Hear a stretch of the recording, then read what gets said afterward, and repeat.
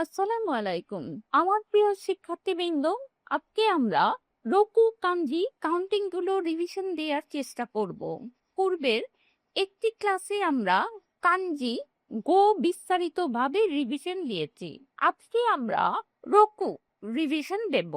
Japanese counting class 7 যা হাজিমারি মাসো Roku, এটি শুধু 6 না, এটা কাউন্টিং, টাইম, অর্ডার, অবজেক্ট অনেক জায়গায় ব্যবহার হয় ভিন্ন ভিন্ন নামে, অর্থ কিন্তু কোনো পরিবর্তন হয় না।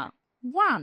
কাউন্টিং অবজেক্ট মুৎসু, পেন ও মুৎসু মুত্তেইমাস, আমার কাছে 6টা কলম আছে। 2. টাইম সময়, রুকুজি নি ওকিমাস, আমি 6টায় ঘুম থেকে উঠি। 3. পিপল অর্থাৎ মানুষ গণনা, রকুনিন রকুনিন দে বেঙ্কিও শিতেইমাস, আমরা 6জন মিলে পড়াশোনা করছি। 4.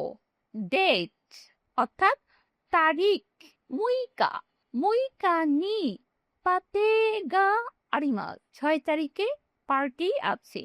5. অর্ডার অর্থাৎ র্যাঙ্কিং, রোকবান খানুজো ওয়া উতা নো কন্টেস্টো দে রোকবান নি নারিমাস্তা, সে গানের প্রতিযোগিতায় ষষ্ঠ হয়েছে। সহজভাবে মনে রাখো, রোকু ব্যবহার হয় সংখ্যা 6, জিনিস গুণা মুৎসু, সময় রোকুজি, মানুষ রকুনিন, তারিখ মুইকা, র্যাঙ্কিং রোকুবান। মিনাসান গাম্বাতে কুদাসাই। সায়োনারা।